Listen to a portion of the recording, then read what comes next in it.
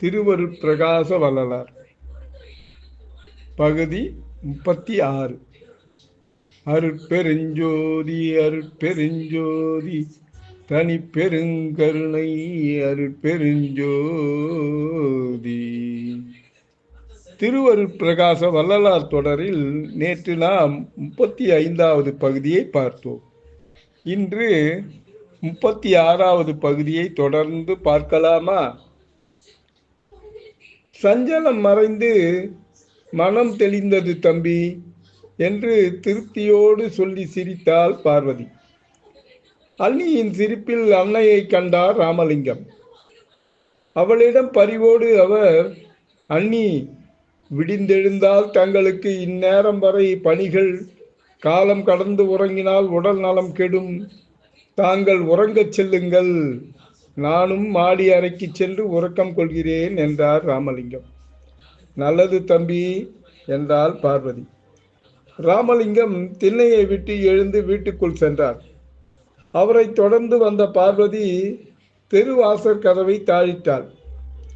அதிகாலை எழுந்து குளித்து பூஜை முடித்து உணவு உண்டு சற்று ஓய்வாக வந்து விசுப்பலகையில் அமர்ந்த கணவர் சபாபதி பிள்ளையிடம் பார்வதி இரவு நடந்த அற்புதத்தை முழுமையாக சொன்னாள்.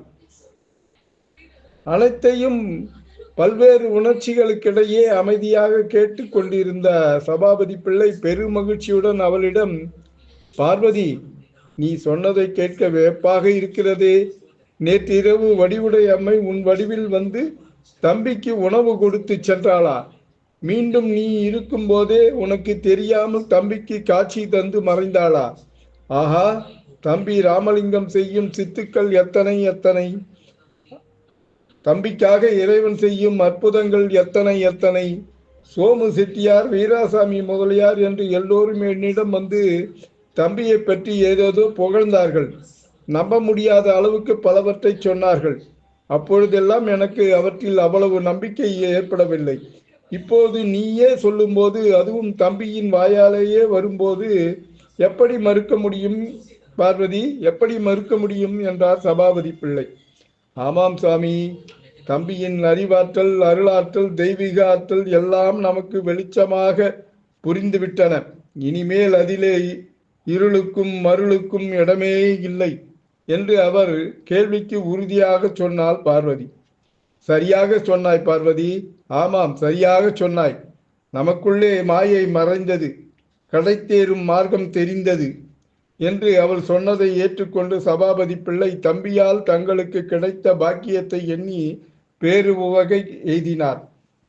அதற்கு பார்வதி, சுவாமி, தங்களுக்கு தம்பியாகவும் எனக்கு கொழுந்தனாராகவும் அவரை பெற்றதாலேயே நமக்கு இந்த பயன் விளைந்தது என்று காரணம் சொன்னாள் பார்வதி.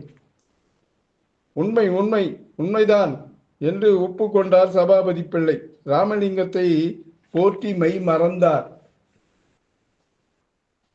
தலைமாணாக்கர் உபய கலாநிதி பெரும்புலவர் தொழுவூர் வேலாயுத முதலியார், அணுக்கத் தொண்டர்கள் சோமு செட்டியார், நரசிங்கபுரம் வீராசாமி முதலியார் மற்றும் சில அன்பர்களோடு மாலையில் புறப்பட்டு திருவொற்றியூர் வழிபாட்டுக்கு வந்த ராமலிங்கம் பூங்கோயிலில் அர்த்தஜாம பூஜை வரை கண்டு பாடி தொழுது அந்த அகால இரவு வேளையில் உடன் வந்தவர்களையும் அழைத்து கொண்டு கோயில் மகா மண்டபத்தை நோக்கி வந்து கொண்டிருந்தவர் சற்று நின்று அவர்களை பார்த்து, அன்பர்களே, ஒற்றி பெருமானின் அர்த்தஜாம பூஜையின் நாம் கலந்து கொண்டதால் புறப்படுவதற்கு இத்தனை நேரமாகிவிட்டது. இன்று என்னவோ வானமும் கருத்திருக்கிறது, பாதை தெரியாத அளவுக்கு இருளும் சூழ்ந்திருக்கிறது என்றார் ராமலிங்கம்.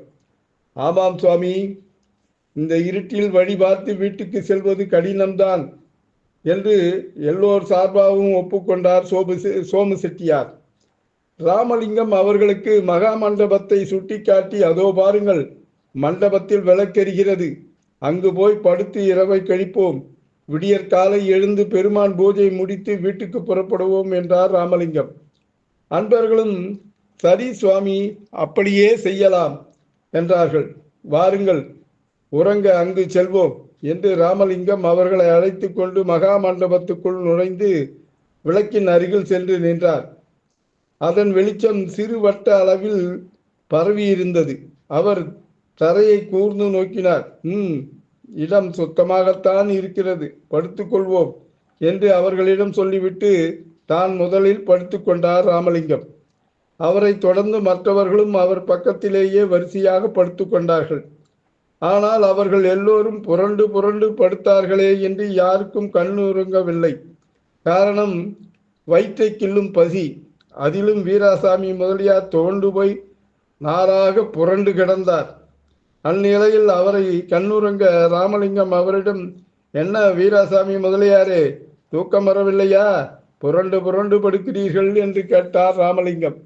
ஆமாம் சுவாமி, வயிற்றை கிள்ளும் பசி வரும் தூக்கத்தையும் விரட்டி விடுகிறது என்றார் வருத்தத்தோடு வீராசாமி முதலியார். எனக்கும் அப்படித்தான் இருக்கிறது என்றார் ராமலிங்கம். அதுவரை மௌனமாக இருந்த மற்றவர்களும் ஒரே குரலில், சுவாமி, எங்களுக்கும் அப்படித்தான் இருக்கிறது, பசி வாட்டி எடுக்கிறது எங்களை என்று எழுந்து உட்கார்ந்தார்கள். அவர்கள் கூடவே ராமலிங்கமும் வீராசாமி முதலியாரும் எழுந்து உட்கார்ந்து கொண்டார்கள். ராமலிங்கம் அன்பர்களிடம், இப்போது நம் பசி தீர வேண்டுமானால் ஒரே ஒரு வழிதான் உண்டு. ஆமாம், இந்த ஒற்றி தியாக பெருமான் தான் அதற்கு திருவுளம் செய்ய வேண்டும் என்றார். தந்தை தியாக பெருமான் திருச்செவிகளில் தனையன் ராமலிங்கத்தின் வேண்டுதல் விழுந்தது. மகனின் வேண்டுதலை நிறைவேற்ற ஐயன் திருவுளம் கொண்டார். அக்கணமே கோயில் தலைமை குருக்கள் வடிவில் பிரசாத தட்டோடு வாழை இலை துண்டுகளும் திருக்கரங்களில் கொண்டு தியாக பெருமான் மகா மண்டபத்தின் முன் தோன்றினார். அப்போது இறைவன் திருவுள்ளத்தில், அன்று இந்த பிள்ளையின் வரவுக்காக மருதூரிலே சிவயோகி வேடம் பூண்டோம், சின்னம்மை அளித்த உணவை உண்டோம். இன்று மீண்டும் இவனுக்காக இப்போது இக்கோயில் தலைமை குருக்கள் வடிவில் இப்பொழுது தோன்றியுள்ளோம், வடிவம் கொண்டுள்ளோம். முன்பு திருச்சபை சீலையில் நாவுக்கரசன் பசியால் வாடிய போது அவனுக்கு தண்ணீர் பந்தல் வைத்து கட்டுச்சோறு அளித்தோம். திருக்கச்சூரில் சுந்தரன் பசியால் துன்புறும் போது அவனுக்கு பிச்சை ஏற்று வந்து உணவு கொடுத்தோம். இப்போது இவனுக்கும் இவனது அன்பர்களுக்கும் கோயில் பிரசாதம் கொண்டு வந்திருக்கிறோம் என்றவாறு சிரித்து கொண்டே சொன்னார். அந்த சிரிப்பு மாறாமலேயே பெருமான் பிரசாத தட்டுடன் மண்டபத்திற்குள் நுழைந்து ராமலிங்கத்தின் முன்பு போய் நின்றார். அப்போதுதான் அவர்களை பார்ப்பது போல இறைவன் அவர்களிடம், அடடே, என்ன நீங்கள் எல்லோரும் வீட்டுக்கு செல்லவில்லையா? இங்கேயே படுத்து விட்டீர்கள் என்று கேட்டார்.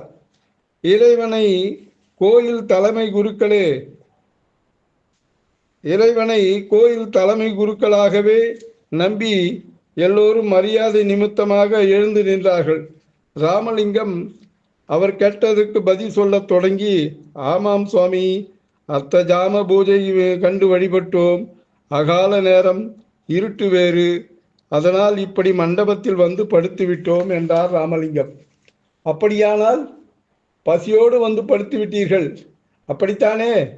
சொல்லுங்கள், பசியோடு தானே வந்து படுத்து விட்டீர்கள் என்றார் தலைமை குருக்கள். வீராசாமி முதலியார் ஆச்சரியப்பட்டு உடனே, குருக்கள் சுவாமி, நம் முகத்தை பார்த்தே வயிற்றை பசியை கண்டுபிடித்து விட்டாரே என்றார். அது கேட்டு தலைமை குருக்கள் மெல்ல சிரித்து, ஆமாம் ஆமாம், அதென்னவோ தெரியவில்லை, சுவாமிக்கு நைவேத்தியம் பண்ணிய பிரசாதம் இன்றைக்கு அதிகமாகவே மீந்து போய்விட்டது. பக்தர்கள் யாருக்காவது கொடுக்கலாம் என்று எடுத்து வந்தேன். எதேர்ச்சியாக உங்களை பார்த்து விட்டேன். நீங்களும் பசியோடு இருக்கிறீர்கள், இந்தாருங்கள் பிரசாத தட்டும் வாழிலை துண்டுகளும், எல்லோரும் உண்டு பசியாருங்கள் என்றவர் பிரசாத தட்டையும் வாழை இலை நறுக்குகளையும் ராமலிங்கத்திடம் கொடுத்தார். நல்லது சுவாமி என்று அவற்றை பெற்றுக்கொண்ட ராமலிங்கம் ஒரு ஓரமாக வைத்துவிட்டு கிணற்றடிக்கு அன்பர்களோடு சென்று கைகளை கழுவிக்கொண்டு வந்தார். விளக்கு வெளிச்சத்தில் எல்லோரும் அமர ராமலிங்கம் அவர்களுக்கு இலையில் பிரசாதத்தை பரிமாறிவிட்டு தானும் ஓர் இலையில் வைத்து கொண்டு அவர்களோடு உட்கார்ந்து உண்டார். எல்லோரும் வயிறார சாப்பிட்டு முடித்து கைகளை கழுவி கொண்டு வந்தார்கள். ராமலிங்கம் காலியான பிரசாத தட்டை தலைமை குருக்களிடம் கொடுத்துவிட்டு, சுவாமி, அகாலத்தில் என்னோடு அன்பர்களின் பசியையும் போக்கினீர்கள், மிக்க நன்றி சுவாமி, மிக்க நன்றி என்றார் ராமலிங்கம். தலைமை குருக்கள், பிரசாதம் தீர்ந்ததில் எனக்கும் திருப்தி ஆயிற்று. சரி, தூங்குங்கள், நான் வருகிறேன் என்று புறப்பட எல்லோரும் அவரை வணங்கி வழி அனுப்பி வைத்தார்கள். தலைமை குருக்கள் சென்ற பிறகு எல்லோரும் படுக்க போனார்கள். அப்போது சோமு செட்டியாருக்கு திடீரென ஒரு சந்தேகம் ஏற்பட்டது. அவர் ராமலிங்கத்திடம், சுவாமி, எனக்கு ஒரு சந்தேகம் என்றார். இந்த நேரத்திலா? சரி, சொல்லுங்கள் செட்டியாரே என்றார் ராமலிங்கம். வந்து போனவர் இந்த கோயிலின் தலைமை குருக்கள் தானே? ஆமாம், அதில் என்ன சந்தேகம்? அதில் தான் சந்தேகம் சுவாமி. அப்படியா? என்ன சந்தேகம்? பூஜை நேரத்தில் பூஜை நேரத்தில் சன்னிதானத்தில் இருந்த குருக்கள் இல்லை. அப்போது வேறு 2 இளைய குருக்கள் இவரை பற்றி பேசிக்கொண்டார்கள். என்னவென்று? தலைமை குருக்கள் வெளியூருக்கு போய் 2 நாட்கள் ஆகிவிட்டனவே, நாளைக்காவது வருவாரா என்று பேசிக்கொண்டார்கள். அப்படி இருக்க அவர் எங்கே இப்படி இங்கு வந்து சென்றார்? சோமு செட்டியார் சொன்னவற்றை கேட்டதும் எல்லோருக்கும் ஆச்சரியமாகிவிட்டது. ராமலிங்கம் அதை ஆச்சரியமாக இருக்கிறதே என்று வாய்விட்டே சொல்லிவிட்டார் ராமலிங்கம். வீராசாமி முதலியார் அப்போதுதான் ஞாபகத்திற்கு வந்தவராக, ஆமாம் சாமி, ஆமாம், தாங்கள் இறைவனுக்கு பாமாலை சூட்டி கொண்டிருந்தீர்கள், அதனால் தாங்கள் கவனிக்கவில்லை போலும். நான் கூட அவர்கள் பேசிய உரையாடலை கேட்டேன் என்றார். அன்பர்களும் நாங்களும் கேட்டோம் சுவாமி என்றார்கள். ராமலிங்கம், அப்படியானால் வந்தவர் அவரில்லை என்றால் பின்னே எவர் என்றார் ராமலிங்கம். சிந்தனையோடு ஒரு கணம் கண்களை மூடி திறந்தார் ராமலிங்கம். அந்த கணத்தில் ஐயன் தியாக பெருமான் ராமலிங்கத்தின் கண்களுக்கு மட்டும் காட்சியளித்தார். இறைவனின் அந்த அற்புத காட்சி கண்டு ராமலிங்கம் பக்தி பரவசமாகி, ஆஹா, அதே ஐயன், அதோ என் ஐயன், விடையேறிய பெருமான், புற்றிடங்கொண்ட நாதன், என கருளும் இந்த காட்சி திருக்காட்சிதான் என்னே தலைமை குருக்கள் வடிவில் வந்தது யார் என்று புரிந்தது. தியாக மாமணியே ஒன்றியூரப்பா என்று வியந்து போற்றி பாடத் தொடங்கினார். வள்ளலார் திருவடிகளே சரணம். மீண்டும் நாளைய திருவருட் பிரகாச வள்ளலார் தொடரில் சந்திப்போமா? பக்தியுடன் எம் தணிகானந்தம், சேந்தமங்கலம். வணக்கம்.